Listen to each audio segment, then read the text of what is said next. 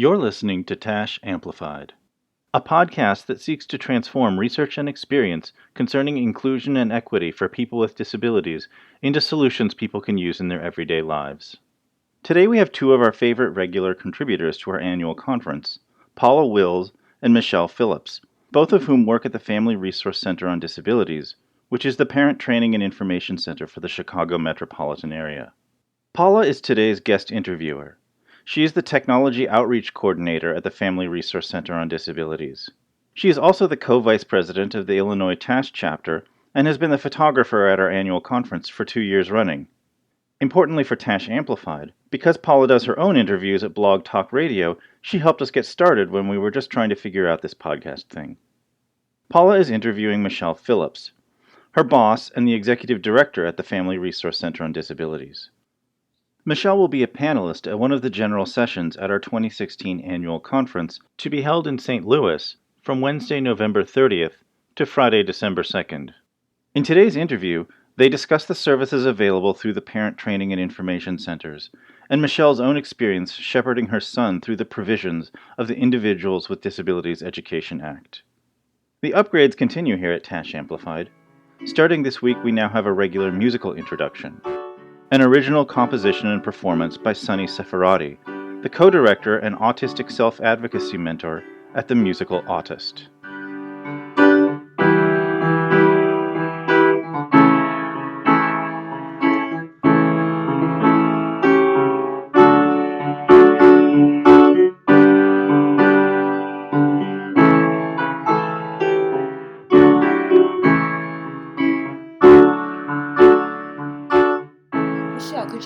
Yourself. My name is Michelle Phillips. I'm the Executive Director of the Family Resource Center on Disabilities. That's the Parent Training and Information Center for the Chicago metro area. I'm a parent of a 21-year-old with osteogenesis imperfecta and the grandmother of a soon-to-be 3-year-old that also has osteogenesis imperfecta. I actually was a recipient of services at the Parent Center, and that is one of the reasons that I am so passionate about the work that we do here to ensure that our families of children with disabilities receive a free, appropriate public education. So could you talk a little bit about IDEA and why the Parent Center exists? Family Resource Center on Disabilities is a parent training and information center. We're funded through the U.S. Department of Ed Office of Special Education Programs, and we're one of the first 5 parent centers in the United States. We have at least one in each state, and we're one of 104 in the nation. And what we're charged to do is to help families understand Individuals with Disabilities Education Act IDEA and help them navigate the special education system. We provide services that are free of charge for families. So we provide free trainings. We're available 9 to 5 to answer questions on the phone, and we do trainings in the community as well. And our goal is to help empower a family to be their child's best advocate. And I know from personal experience, as well as most of the staff at most of the parent centers, that navigating the special education system is cumbersome, often difficult, sometimes full of tears. So we're going to get to the tears part. And one of the key components from my understanding of IDEA is the IEP. So for families who don't understand what that is or are new to the special education process, could you briefly explain what an individualized education program or IEP is, and what is its purpose, and how it serves a child with a disability? If we can visualize that the IEP is a plan that's designed to meet the child's needs. So it's kind of like a roadmap. What the child needs, what services they may need, and who's going to provide those services.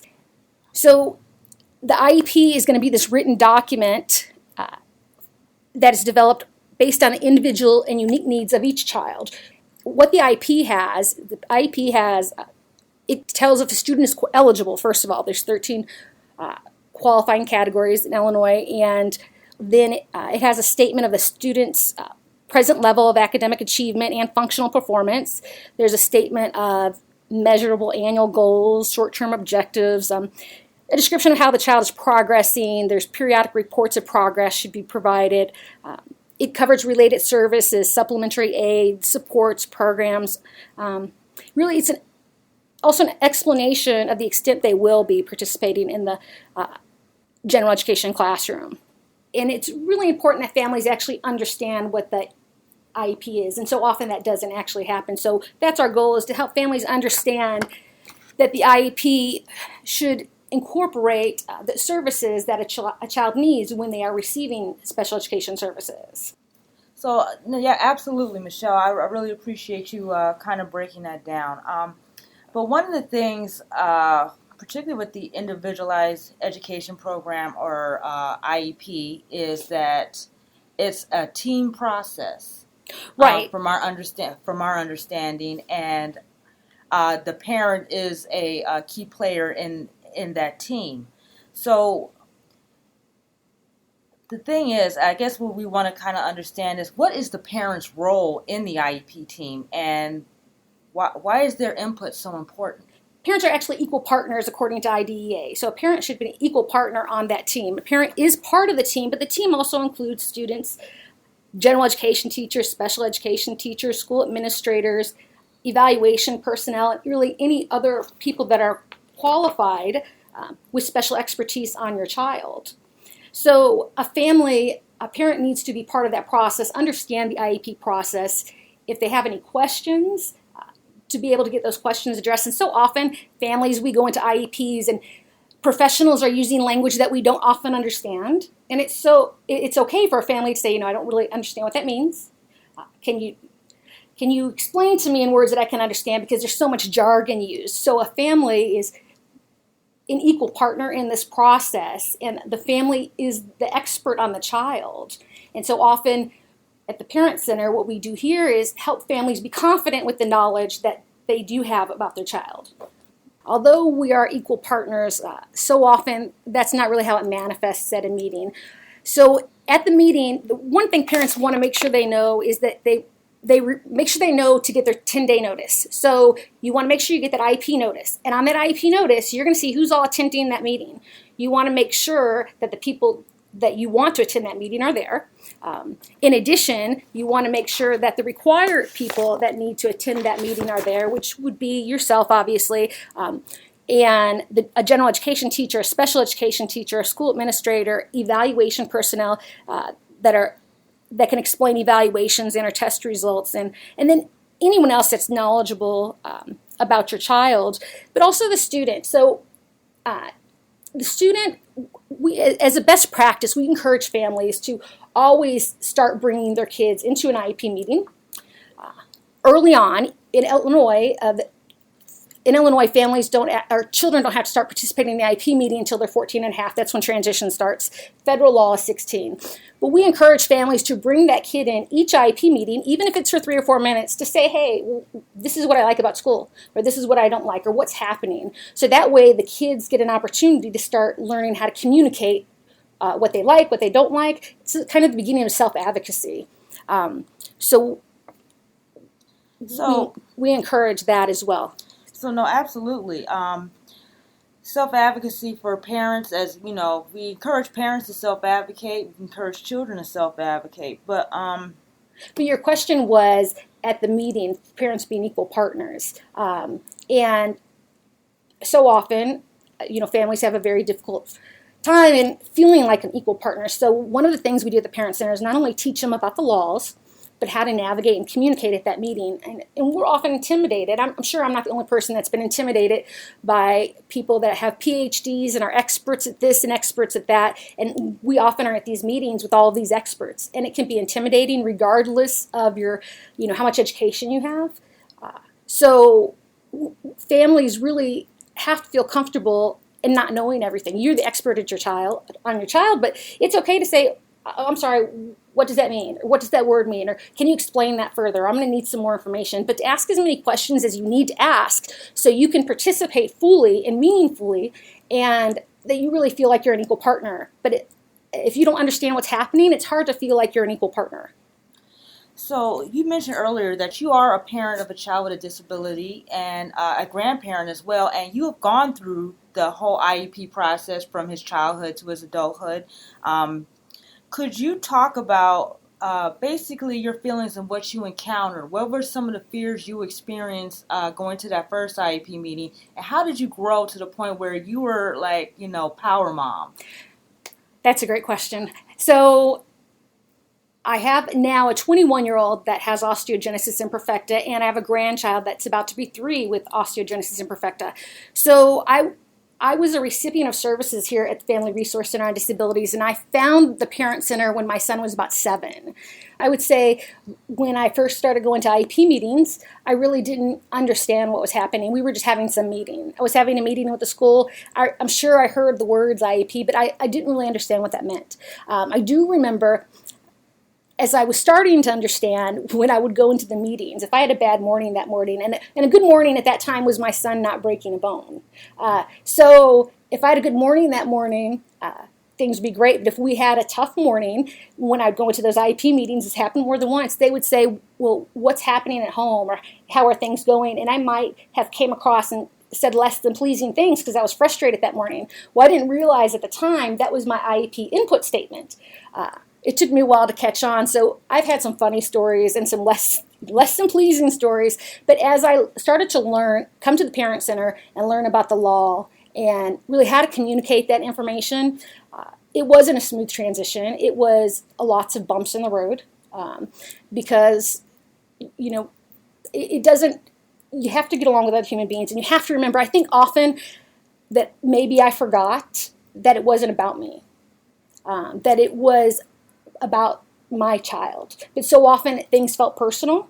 If I felt intimidated or less than or things like that. So there was a lot of personal emotions involved with everything that I went through. So when I finally started to come to the Parent Center, and the Parent Center, how I found out about that was that another parent let me know about it. And so often that's what happens with families. One family tells another family that tells another family. And when I started to come to the Parent Center, I thought, well, these people live in Mayberry.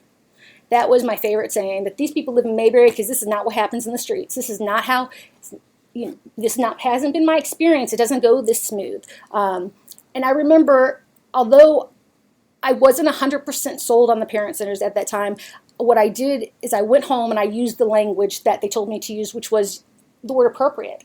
So every time that something was happening at school, I would reflect back on the word appropriate and use my language would be, I don't believe that's appropriate for him because of A, B, C, and D. And what happened was people knew that somebody was talking to me and that I knew something. And I slowly but surely things started to shift in how they communicated with me, how I communicated with them as well.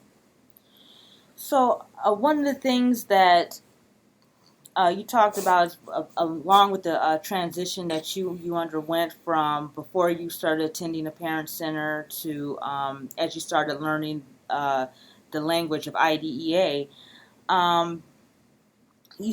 could you talk about like how you began to develop strategies? So some of the strategies as to before the IEP meeting and strategies maybe during the IEP meeting. So here are some things that we actually still do at the Parent Center. So my son's 21 and I started coming here, he's about 7. And we still use these strategies. So role playing.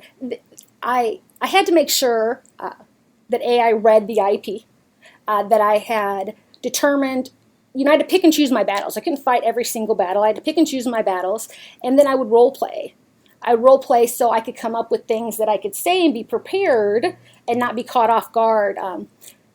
Just because for me, sometimes when I was caught off guard or they asked me something, if I didn't have the answer, I could come across maybe not so pleasant. To be honest, I felt like there's been so many injustices in our experience, together as many families, that sometimes it's hard to really to focus on the things that are going well. So sometimes that's really hard because so much has happened. So when I come to the Parent Center, they would talk about different strategies. So I would always be prepared for the meeting. I would come up with an agenda. I role play before the meeting. I normally had an individual assistance with somebody here at the center.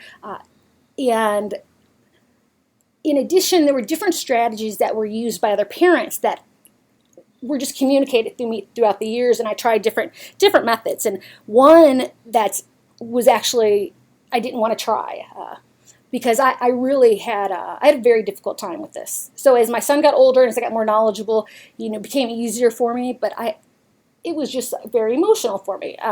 But I remember one of the strategies that I remember hearing about here at the Parent Center was, bring food to the IEP meeting. And I remember thinking, my goodness, they don't like me. They're not going to want to eat my food. and I genuinely had felt that at the time. Not that I have no evidence to say they didn't like me. That's just how I felt. So I thought, that's just right how I perceived the situation. So I remember thinking, well, that's ridiculous, but I'm going to try. And my son was about 5th grade, and other parents that had been around the Parent Center had tried it, and I heard them talking about it. And so I was in Weight Watchers at this particular time. And so it was an early morning meeting. I purposely scheduled it early so I can bring breakfast. And I brought breakfast, but it was all prepackaged food. And it was one of those meetings that was not going to be great. They had already pre-warned me. As they walked in the meeting, they let me know that, we're going to have to talk about some things that are pretty hard today. And nobody touched my food at first. And then I explained to them that, my Weight Watchers, since it's so early, I thought I'd bring you guys breakfast. And the interesting thing was that it really changed the meeting. I still had to hear about the things that were not so pleasant, but it was probably one of the real first times that I really felt like we were all on the same page. And my son went between kindergarten and 8th grade, he went to 3 different schools. But I remember just thinking, I really felt like an equal partner. I felt like they were really, had his best interest. And that was a change for me to see. You guys were working as a team. It really, right, we were working as a team. But I have to say, as a family, I wasn't always a team player. I know that I'm part of that team, but when you don't feel like you're part of the team, it can be intimidating. Many things can happen. You can get angry. So that was probably, I think, one of the first times I really felt like I was part of the team, even though I knew that, according to IDEA, we're equal partners. But there's a process in feeling like you're an equal partner. And part of that process is our personal responsibilities, families, too. I know it's difficult to navigate with the school, but it's amazing how much Parent Centers, not only for me, but I know for many people, the Parent Centers help us get to this different point in time where we really are able to focus on the things that we need to focus on. And I think the Parent Center really helped me with that, to not try to fight every battle and understand that, it's not about things being fair. It's what's appropriate for my child. What does he need? Does he have access to the general education curriculum? And, is he getting those services that he needs in order potentially to become a productive tax-paying citizen, which is, what we would all like for our kids. You mentioned communication. Could you give me an example of a strategy that you learned here at the Parent Center that you use and you even share with other families? So I would say one of the basic things that I learned, and I actually didn't do it years ago when I first started coming here, but just a simple thing is writing a letter. Communication didn't always happen unless we have documentation of the communication. So I learned that after I had conversations, I would write a letter and document that conversation, as well as anything that I was requesting. Then I would start to document those things. In addition, I would keep a call log. So a call log or any type of activity I had with the school, I would keep a log so I knew who I talked to, knew what the outcome was going to be when I had to check back up with somebody. It was a lot of, honestly, for families, it's a lot of work. It's really a lot of work.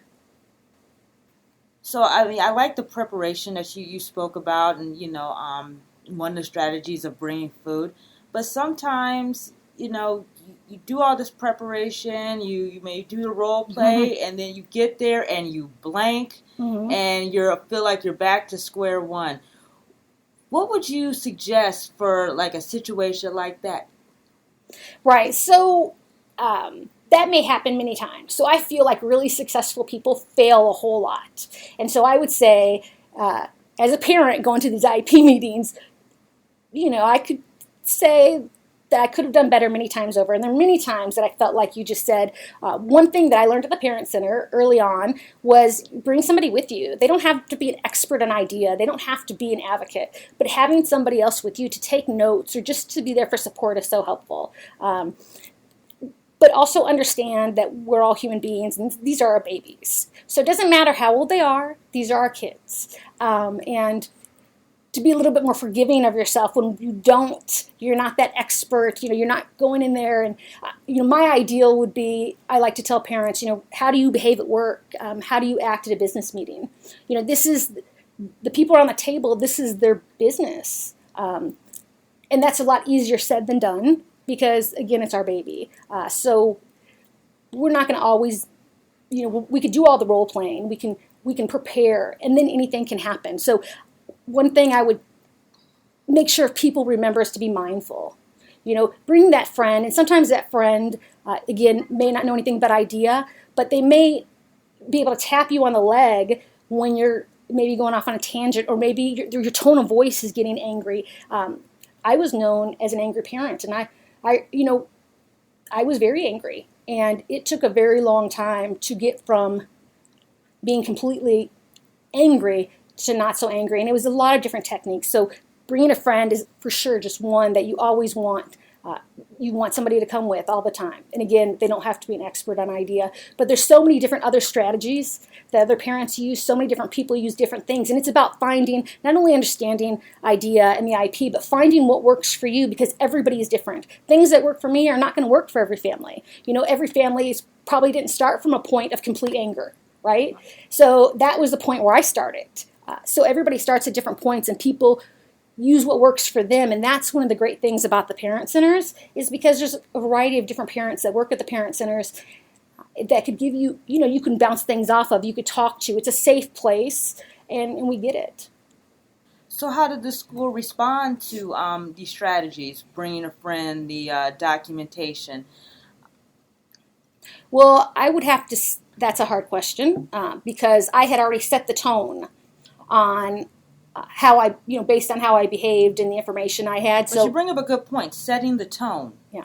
So from my understanding, by having that extra prep work, they're taking you seriously. And I imagine having those extra records, those logs, there's like, wait a minute, this mom's on top of things. Absolutely. I would agree with that.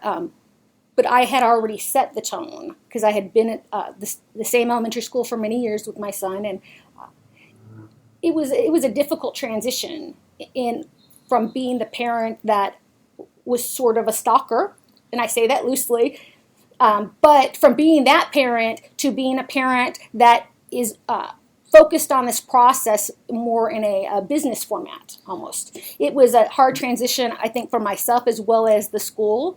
And I think one of the things so often, and I see this with families, is, we have to remember we're dealing with other human beings that actually have made the choice for this to be their occupation. Families like mine, this wasn't a choice that I made. I didn't make a choice for this to be my life. And it amazes me when I really think about it now that people actually chose this as an occupation. So it's much easier when I started to view it that way. It was much easier for me to work as a team member in my time to get along with these other human beings that are also focused on my child. So yeah, I think I misunderstood you when you first said setting a tone. I mean, you talk about that transition from being angry mom. So everybody knew you as angry mom, especially, and this is a issue that comes up for a lot of parents, I believe, who's had a child in the school, and maybe the parents weren't confident in their rights, but they become confident from coming to parent centers and getting informed and speaking with other parents, and now you go from angry mom to power mom.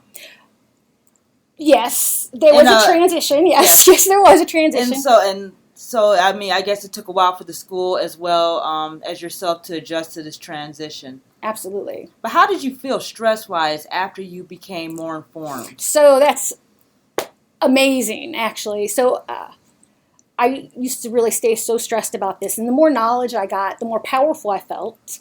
And when I knew there was a network of other people like me, that was very helpful.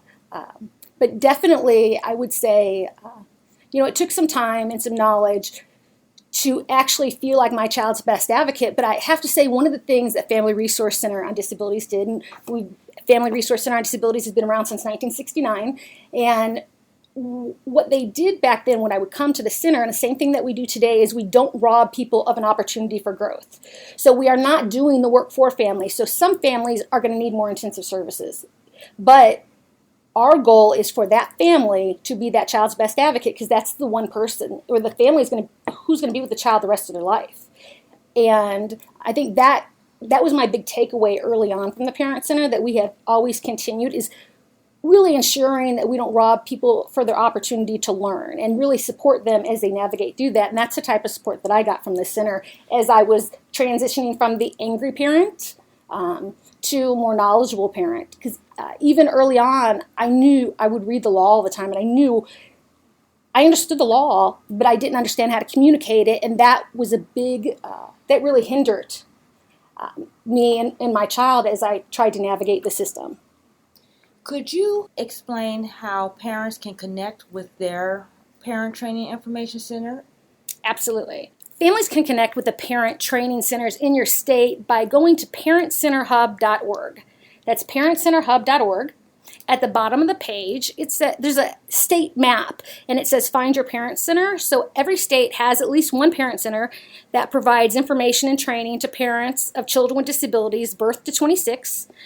And you can find your state parent center on parentcenterhub.org and connect with other parent centers as well as an abundance of resources. So we want to make sure that people leave us today and get connected and feel plugged into the parent centers, and that's going to connect you with other parents so you know that you're not alone. It really does help when we're navigating the system and trying to go through everything that a family goes through, to know that we have other families like us and other people that we can relate to and talk to that get it.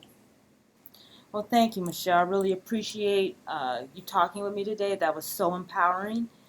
And yes, thank you. You've been listening to TASH Amplified. For more about the series, including show notes, links to articles discussed, a complete transcript, and a schedule of episodes updated as they become available, visit tash.org/amplified. You can subscribe through iTunes or your favorite Android podcast app to have the series delivered automatically to your device, so you never miss an episode. If you enjoyed today's episode, please share it with your friends and on your social networks. Today we talked about the National Parent Technical Assistance Center Network, created to provide assistance to parents as they navigate the educational system created by the Individuals with Disabilities Education Act. For help with your student's individualized education program, and to access web-based information and tools right away, visit the Parent Training and Information Center in your state. To find your state's Parent Training and Information Center, go to parentcenterhub.org, scroll down the page, and click on the USA map for a directory of state offices. Music for TASH Amplified is an original composition and performance by Sunny Seferati, the co-director and autistic self-advocacy mentor at The Musical Autist. You can learn more about The Musical Autist at www.themusicalautist.org. TASH is a values and research-based advocacy association located in Washington, D.C., with local chapters covering 18 states. In 2015, we celebrated our 40th anniversary. We offer organization, advocacy, collaboration, scholarship, and education for people with disabilities, researchers, educators, service providers, and family members. In addition to this podcast, we offer a scholarly quarterly, research and practice for persons with severe disabilities, and a membership magazine, Connections. Our 2016 annual conference will be held in St. Louis from Wednesday, November 30th through Friday, December 2nd. You can learn more about the conference, including a complete schedule of presentations, and register at tash.org/conference2016. You can receive updates from TASH on this podcast and our other activities by following us on Facebook or on Twitter at TashTweet. This has been a sample of the colleagues and conversations available through TASH. It is only because of the excellent work that our members do that we can bring you this information. For more resources such as this and to become a member, visit tash.org/join. We'll hear from another outstanding advocate again in 2 weeks.